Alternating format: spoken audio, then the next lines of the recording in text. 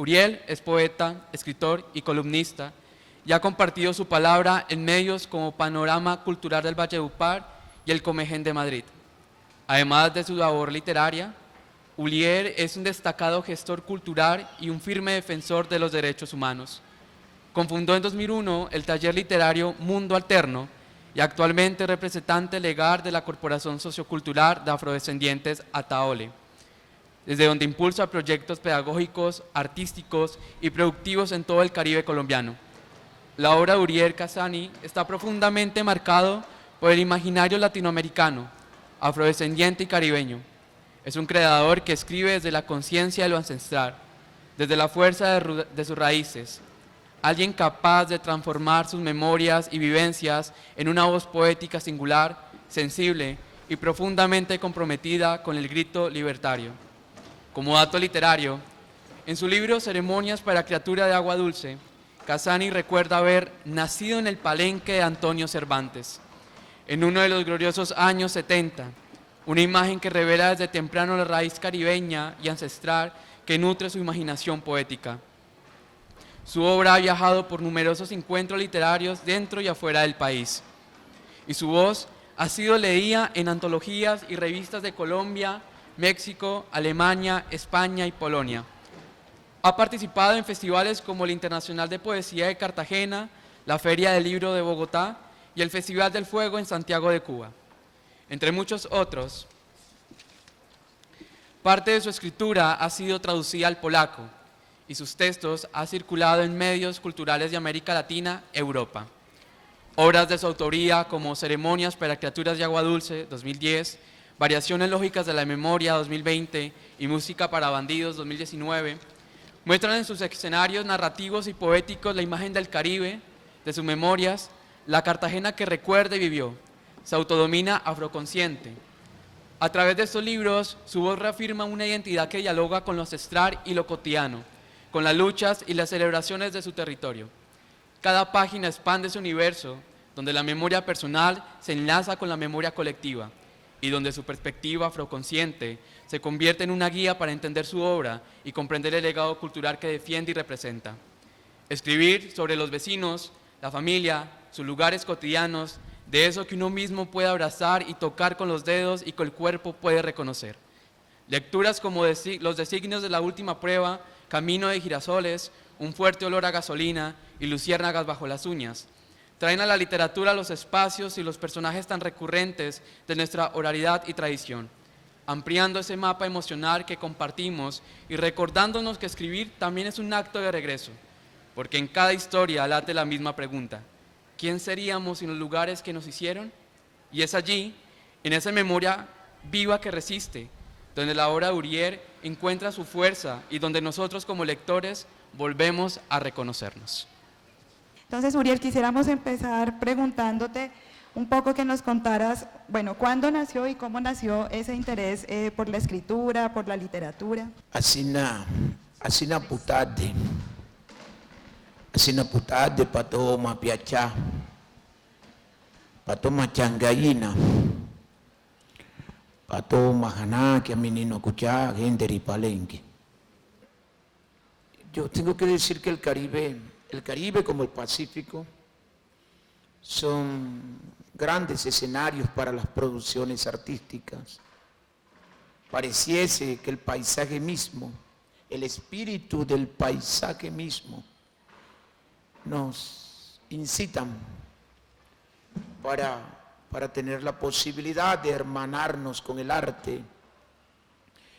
Yo creo que de niño, porque mi abuela Celina Padilla Valdés era una de las más importantes cantadoras de bailes de muertos. Los que están acá saben que Palenque es un pueblo de origen bantú, y entendamos lo bantú no como una raza, sino como una gran familia lingüística y cultural. Y nosotros heredamos, se nos va a legar el canto o baile a los muertos, que es nuestra manifestación cultural más íntima en Palenque. Y digamos que la literatura, la poesía es otra forma también de la música. porque yo al escribir cuentos, novelas, poesía, solo aspiro a hacer música. Entonces yo creo que mi infancia en Palenque fue realmente idílica. Yo vivía en Palenque hasta los 7 años. A los 7 nos trasladamos a Cartagena para estudiar y todo lo demás. Pero todo para mí inicia en la infancia. Y ahí le creo yo a Octavio Paz, que la infancia es ciertamente la única patria. Luego vivo en Torice, muy cerca a Nariño, que es un barrio de negros, un barrio que fundaron los palenqueros. Ahí estudié en la escuela San Luis Gonzaga, exactamente al lado donde vivía la abuela de Álvaro José Arroyo, el Joe Arroyo.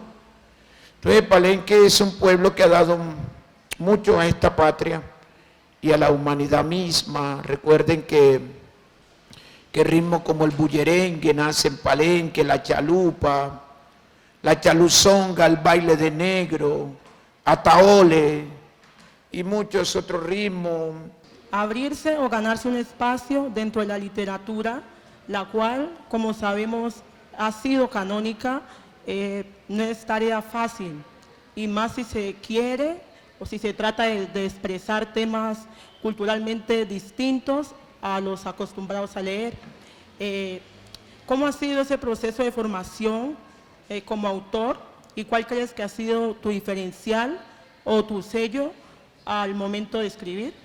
Yo soy hijo de Bencos Biojó, yo soy hijo de un rey. Por lo tanto, mis posiciones siempre han sido confrontacionales. Lo dijo bien la persona que me presentó, hizo una presentación la más acertada que yo haya podido escuchar en los tantos y tantos eventos que he tenido. Y lo que tengo que decir es que esta pregunta es sumamente interesante porque me lleva a lo que planteo. Yo me declaro un escritor, un narrador, un poeta afroconsciente. Y eso tiene obviamente una gran carga sociohistórica, cultural, cosmogónica.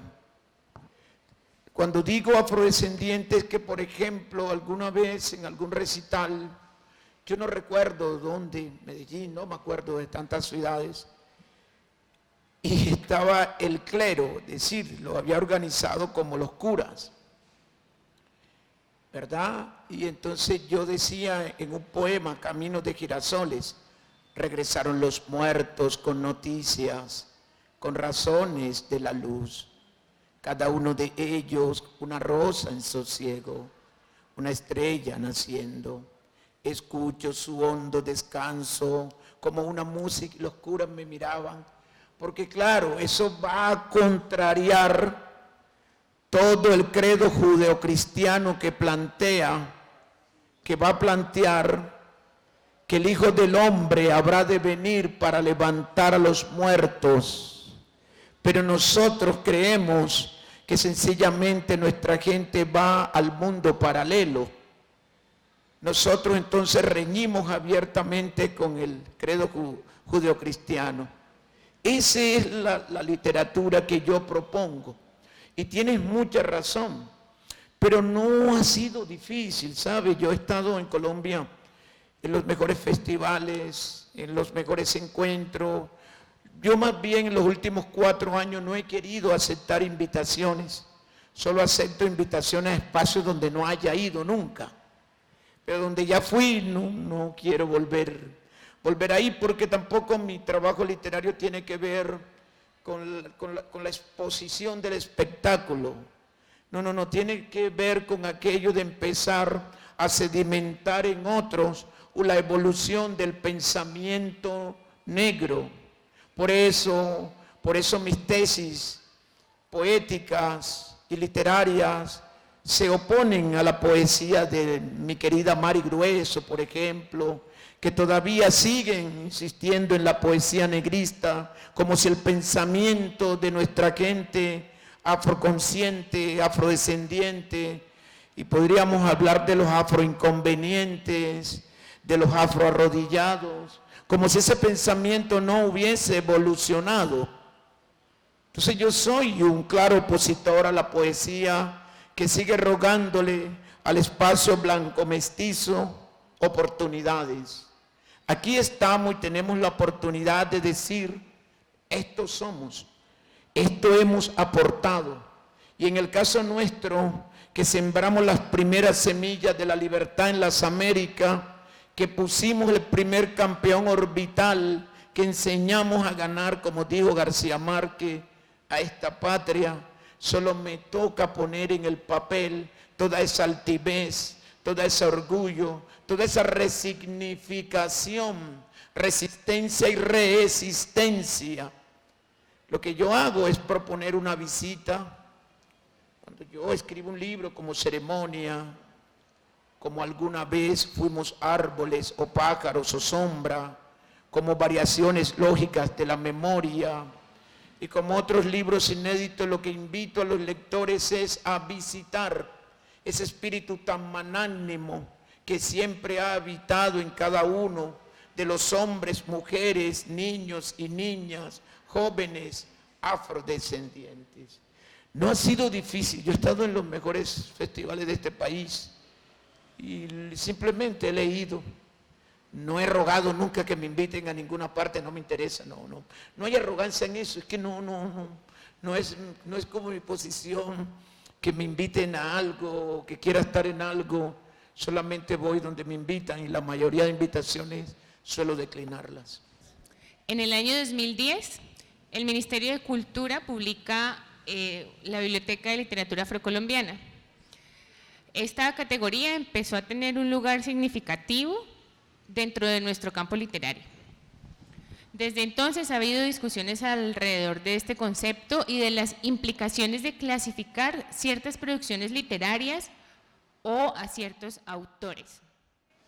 ¿Cómo posiciona usted como escritor, cómo se posiciona usted como escritor respecto a este asunto y en general respecto a la tradición literaria colombiana? Bueno, y esta pregunta de alguna manera surge precisamente desde esta compilación de el cuento afrocolombiano contemporáneo, donde pues varias de las personas que están allí hemos tenido la fortuna de conocerlos y de conversar con ellos, y entonces pues nos surge esa inquietud.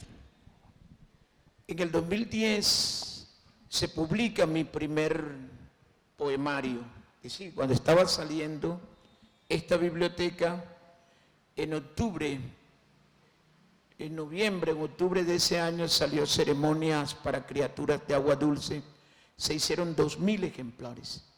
Y es interesante esto, porque de Música para Bandidos se hicieron 1000 ejemplares y mis libros se vendieron inmediatamente. Cuando sale esta compilación, porque fue compilar la obra de importantes autores, entre ellos mi hermano, amigo y maestro Pedro Blas Julio Romero, Rómulo Busto y otros importantes escritores que yo admiro mucho y cuya obra he revisado con un interés superior. En ese preciso momento, porque bueno, estamos hechos de sueños, yo estoy hecho de múltiples sueños, de múltiples ilusiones, de utopías constantes. Yo solo creo en lo imposible, porque lo posible lo pueden hacer los demás, lo pueden hacer los otros. Es ese preciso momento cuando me regalan a mí esta compilación, que una biblioteca, yo sueño un día con que pueda estar ahí, pero iba a empezar un camino, a recorrer un camino. Yo empiezo a escribir tarde, porque estaba ocupado haciendo otras cosas, estaba viviendo, que es lo primero que alguien que quiera escribir debería hacer, vivir, leer. Yo había leído de Octavio Paz un libro muy interesante, que me enseñó a escribir, me enseñó a escribir este libro. No recuerdo el nombre, pero en alguna parte dice decir cosas nuevas o decirlas de tal forma que parezca que nunca nadie las hubiese dicho. Eso me conectó con otros ángulos, empecé a mirar como si fuese una especie de caleidoscopio. Empecé a tener miradas múltiples. Empecé a comprender que el humano no es diferente ni distinto en América Latina, el Caribe, África, Asia, pero que las particularidades están en términos culturales, porque somos una construcción cultural, social, humana. Quisiera que profundizaras respecto como a esa idea de lo afroconsciente, a esto que hablas como evolución del pensamiento negro, y un poco si pudieras comentarnos también entonces cuáles serían como esos referentes literarios o esos referentes de ese pensamiento de los cuales también tú has bebido, con quienes tú has dialogado un poco para formarte o al menos como para ponerte en relación con ese pensamiento. Lo primero que tenemos que decir es que no hay una Afrocolombia, hay muchas Afrocolombias. Ese pensamiento es ideal para empezar a decir, cuando hablamos de literatura afrocolombiana, ¿de qué estamos hablando realmente? Partiendo de que no existe una Afrocolombia, no hay entre el pueblo negro una uniculturalidad, sino una múltiple culturalidad. No hablo de multiculturalidad, ojo con eso. Múltiple culturalidad. Es decir, nuestros ritos fúnebres, fundados en el Lumbalú, que es la manifestación cultural más íntima que tenemos, tranquilamente puede dialogar con los cantos del Alabao, del Pacífico. Pero la resignificación y la configuración de esos espectros mortuorios tienen unas especificaciones que la hacen distintas, que la hacen diferentes. Cuando Marta, el poeta del mar, Góngora, ¿verdad? Estoy hablando de este poeta que acompañó a Manuel Zapata Olivella, a Marino Olivero. Me estoy refiriendo a 1943, cuando ellos van a hacer esa primera caminata en el llamado Día Negro, el Siam Martán Góngora.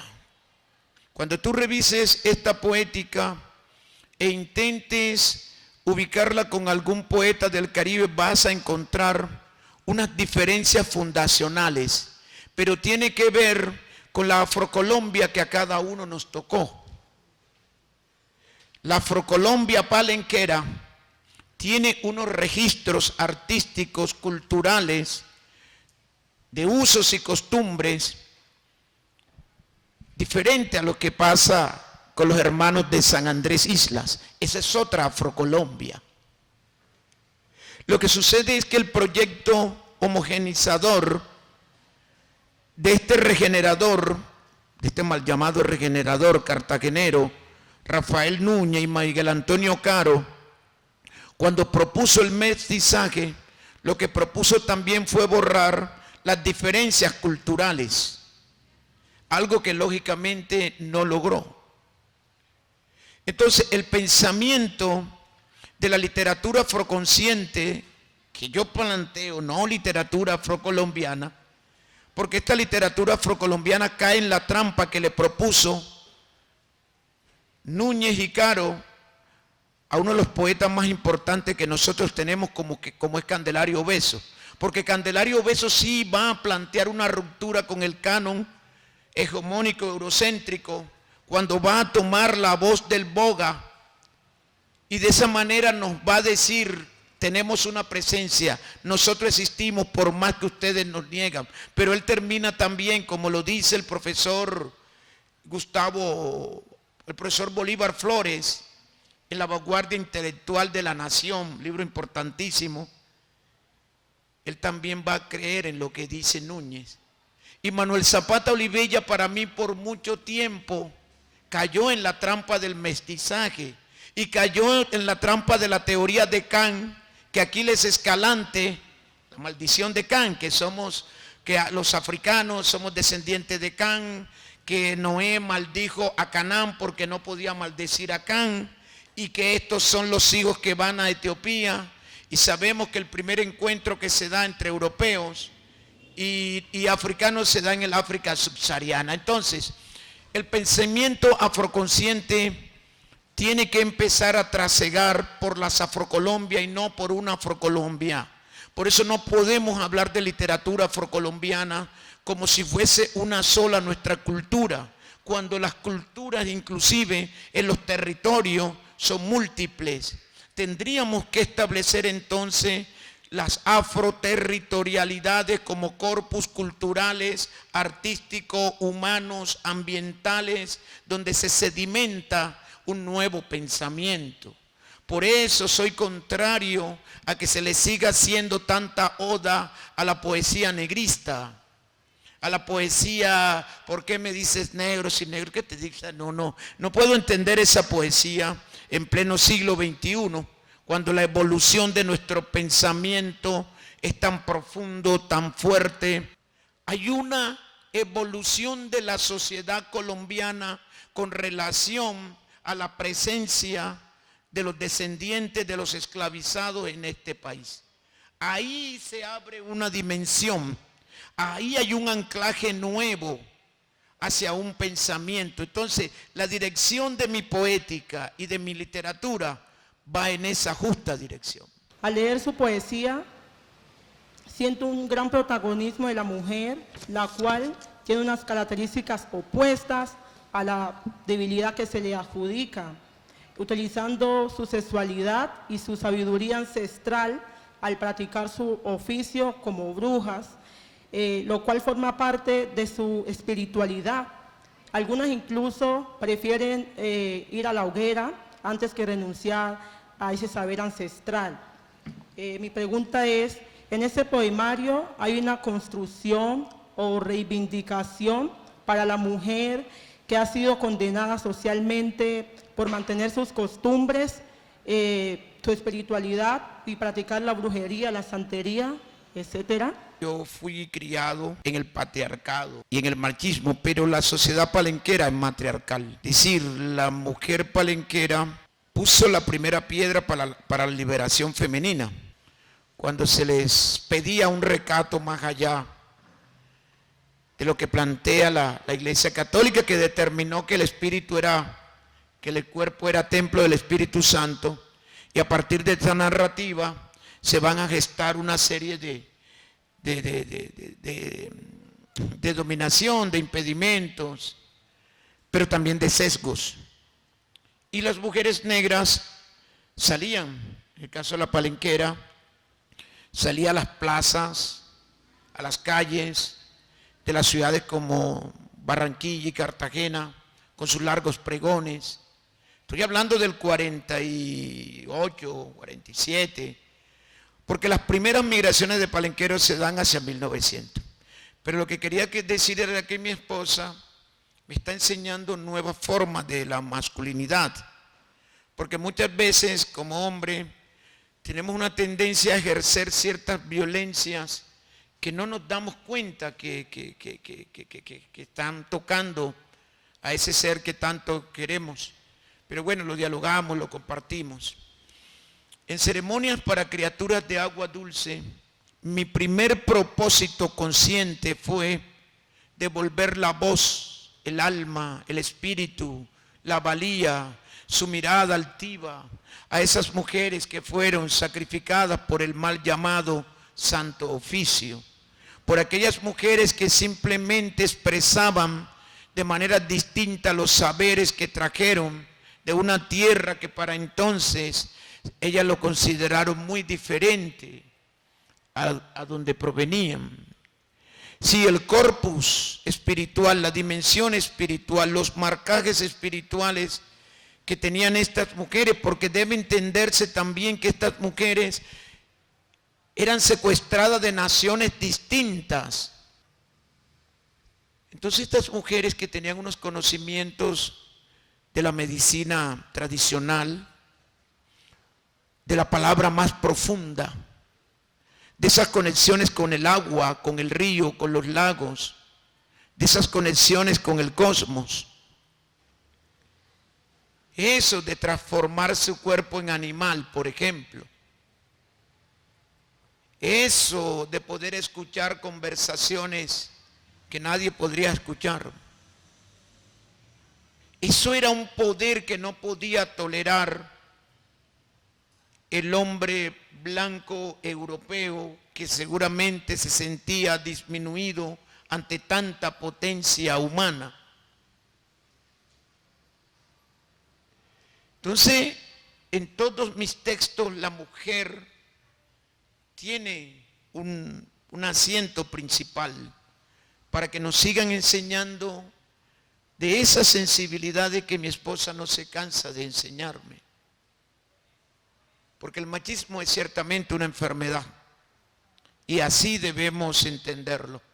En gran parte de su obra, Variaciones Lógicas de la Memoria, principalmente en el cuento El final de la carrera, pude apreciar la representación de dos mundos distintos y a su vez dos culturas.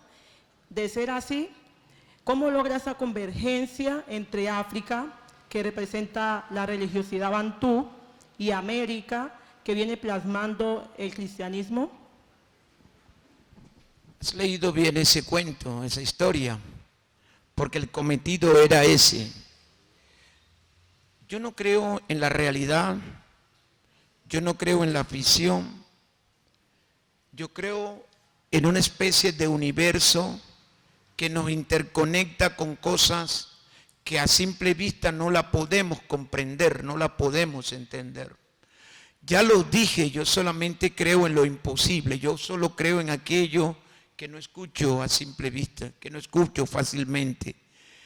A mí solamente me interesa aquello que los otros no pueden ver. En esa historia yo quise el encuentro de dos mundos que resultaron antagónicos, pero que con estos dos personajes, uno blanco que tuvo la oportunidad de formarse, otro blanco, uno negro, uno africano, para no hablar de negro, que se forma de manera distinta, porque el error de Occidente es creer que toda la formación se recibe en los claustros universitarios y eso no es así. Las formaciones que recibe el campesino que sabe que tiene que sembrar considerando la estación de la luna. ¿Quién de los que están aquí podría considerarlo? El campesino, que es el pescador que sabe que a determinada hora no puede estar en el mar porque va a empezar los astros a manifestarse. O el campesino que no necesita que a alguien que lo ha picado una serpiente lo traigan a un centro médico porque con plantas medicinales simplemente lo cura. Entonces las lecturas que pueden hacer los que viven en el área rural, la formación que ellos reciben y que ha sido despreciada siempre por una élite ignorante que nos ha gobernado, que no se preocupó por rescatar todo eso, tratar de canalizarlo hacia sus máximas expresiones, es lo que no posibilita que estos mundos se encuentren, dialoguen. En su obra hay una relación muy estrecha entre la música y la literatura.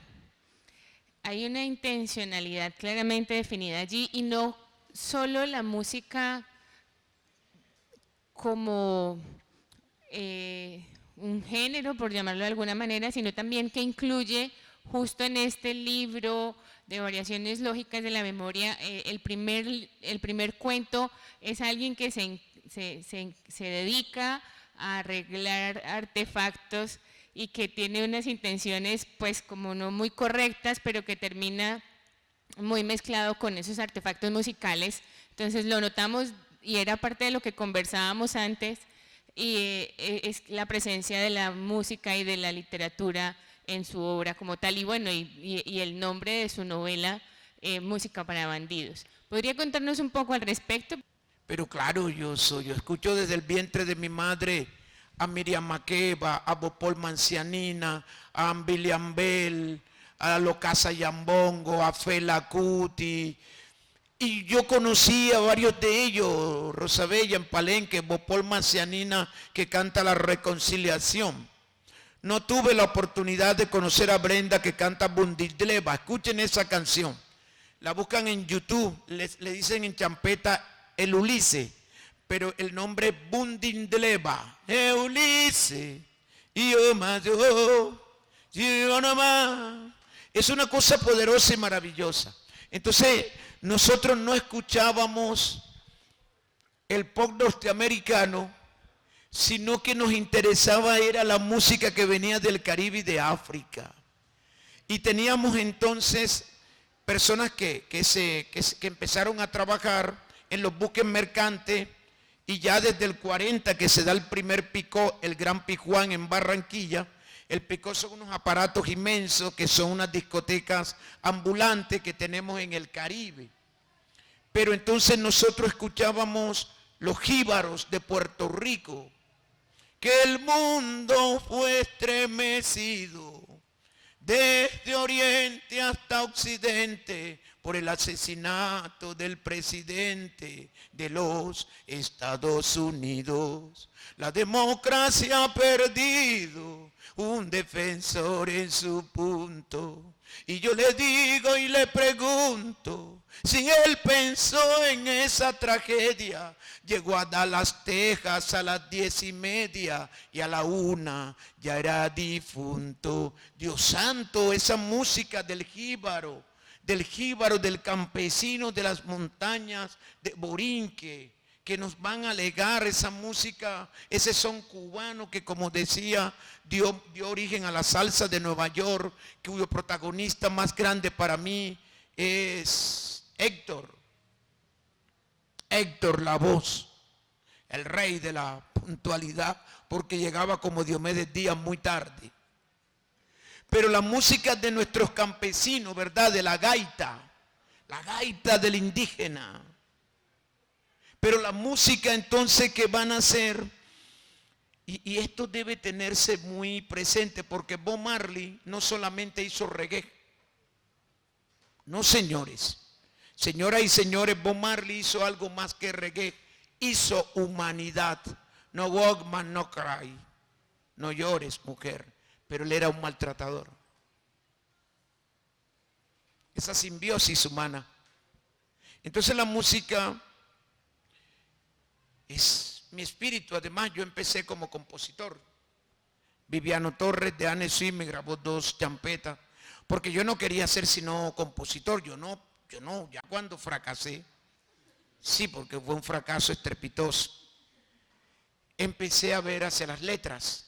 Pero yo me soñaba era siendo un gran compositor y que me grabara Tito Nieves, Tito Roja, el Gran Combo de Puerto Rico, Ismael, no, una maravilla, pero no tuve el talento justo a mis pretensiones, no. Me parece muy interesante lo que usted hablaba de que no hay un solo concepto de afrocolombianidad, sino que hay muchas formas de ser afro en Colombia. Yo retomo un poquito lo que usted hablaba al inicio, cuando hablaba de que usted es hijo de Bencos. Yo tengo entendido, no sé mucho al respecto, pero tengo entendido que Bencos es como una figura como importante o representativa en la cultura afro, pero al ver que usted lo decía como con tanta propiedad de que usted es hijo de Bencos, me gustaría que nos compartiera pues para usted Bencos, qué significa, o para usted quién es Bencos. Bencos fue el primer revolucionario de las Américas. Bencos es capturado en Guinea. Hay unas islas que se llaman Bissau. Según las crónicas de India, que es la correspondencia de la época que se establecía entre la provincia de Cartagena y la corona española, Él fue capturado hacia 1599. Era hijo ciertamente de un rey. Él viene a Cartagena, obviamente era un príncipe. Acá se hace un rey.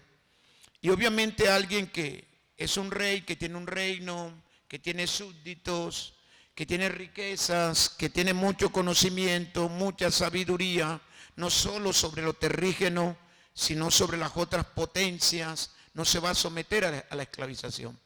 Y obviamente él se va a rebelar, él logra hacer un pacto, es el primer pacto que se firma entre los cimarrones de Bencos Biojó y la corona española. Él lograba, él se vestía a la usanza española de la época, la ropa. Él entraba, le permitían entrar armado al corralito. Él tenía una escolta como de 30 hombres. Pero la presencia de él, su presencia libertaria, estaba llevando a que otros hermanos tomaran la vía de la rebelión. A él más o menos en 1623, según esas mismas crónicas de India, Jerónimo de la Casa y Sola, que era el gobernador, lo capturan cualquier noche, lo acusan de estar subvirtiendo el orden, porque recuerden que existía una legislación penal en la época y él debió ser llevado a juicio. Sin embargo, por el gran temor de que se pudieran levantar el resto de negros, porque en ese momento la población esclavizada, y tengan claro que yo no uso el término esclavo ni esclavitud, porque cuando yo utilizo el término esclavo y esclavitud estoy sentando una posición con relación a establecer cierta normalidad en el ejercicio de la servidumbre involuntaria. Por eso hablo de esclavización y hablo de esclavizado. Temía al gobernador y las autoridades civiles y militares porque el número de esclavizados era mayor que la población blanca española. Ellos temían un levantamiento que arrasara. Entonces a él lo toman, lo capturan sin fórmula de juicio, lo ahorcan. Pero resulta que dos de sus hombres toman su nombre. Uno se hace llamar Bencos Mulato y el otro Dominguillo Criollo, porque aunque su nombre era Bencos Biojó, su nombre de esclavizado era Domingo Biojó. Ellos se hacen llamar Dominguillo Biojó y el Bencos Mulato.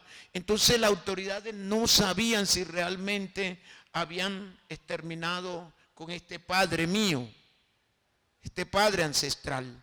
Porque Bencos nunca fue al palenque de San Basilio, porque Benco es asesinado en 1623 y este palenque, el palenque nuestro, se va a fundar legalmente a través de un entente cordiale en 1714, casi un siglo después. Pero Benco no es una figura mítica, no es una figura mitográfica. Benco es realmente, junto a Zumbi de Brasil, Vallarta de Panamá, y se me escapa el de Veracruz en México, los primeros 4 grandes revolucionarios de las Américas. Quien más la amaba la llevó a recorrer de Langa las alamedas, las praderas, el lugar donde el viento surca melodías que por su elevada belleza cualquier humano al oírlas podía morir. Brenda las escuchó y lloró creyendo que ese tipo de nirvana no tenía cabida en un mundo insaciable. Ahí supo su madre que guardaba la gracia de los dioses que cantan. Olvidó advertirle la perturbación que arrasa a los artistas que vuelven a la tierra cada 100 años. Los demonios que caza harían en ella. En serio que Face es un petirrojo que puede cantar toda la noche, porque la alienta la oscuridad.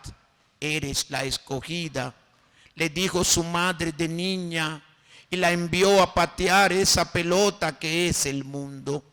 Su señora madre conocía la ternura del piano, con sus notas altas y bajas, le dejó en la garganta el sonido de todas las cascadas de Sudáfrica.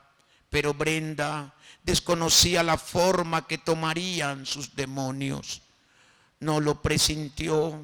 La tarde que vio venir hacia ella un mozalbete entero que le mostró la gloria que entra por la nariz en forma de polvo blanco, Ambambo la haría descender a sus infiernos y la quitabida le llegaría de forma pentagramada. Por eso, después que la llevavida le anunció a su abuela el color de su hora, su madre con el viejo amor volvió para tomarle las manos y le dijo con el viejo amor, con ese viejo amor de las madres: ya cumpliste, Madonna de los suburbios, hija del corazón alado de Johannesburgo, nos vamos. Siempre te he dicho, Nucusola, que no te pongas esos colores tan raros en los párpados. Brenda sentía que algo interrumpía el sonido enguitarrado de su corazón. Eso no impidió que volviera a reír con todas sus ganas ante la muerte con todas sus ganas. Camino de Girasoles, regresaron los muertos con noticias, con razones de la luz, cada uno de ellos una rosa en sosiego, una estrella naciendo. Escucho su hondo descanso como una música nueva que cae. Sorprendo rostros conocidos. Descubro un camino de girasoles marcado de la sala hasta el patio. Regalaré mis libros, la cama de lienzo, el guardapaño, los saludos sublimes, las sonrisas más sencillas, porque antes de la próxima luna llena marcharé en la fila con los muertos. Quería regalarle esos dos textos como un regalo de este encuentro.